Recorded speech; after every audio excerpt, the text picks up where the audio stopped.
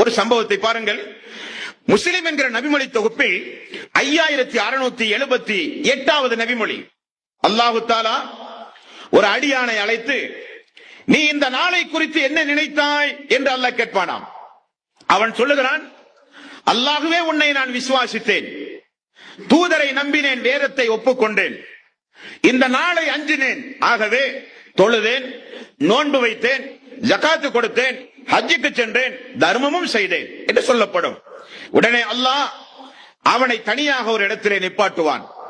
இதே போல அவனுடைய சதைகளையும் அவனுடைய தோள்களையும் அவனுடைய எலும்புகளுக்கும் அல்லாஹு தஆலா கட்டளை பிறப்பிப்பான், பேசுங்கள் என்று. பேசினால் அவன் செய்த இபாதத்துகள் உண்மை, ஆனால் அவன் முனாஃபிக், மக்களுக்காக வேண்டி அந்த இபாதத்தை செய்தான். உடனே அந்த மனிதன் பதறுகிறான். அப்பொழுது அல்லாஹ் பயன்படுத்துகிற வார்த்தை வதாலிக்கல் முனாஃபிக். இவன் யார் என்றால் இவன் ஒரு நயவஞ்சகன். வதாலிக்கல் லதீன யஸ்ஹத்துல்லாஹு அலைஹி. அந்த நாளில் அல்லாஹு தஆலா மிக மிக கடுமையான கோபத்தை அவன் மீது செலுத்துவான்.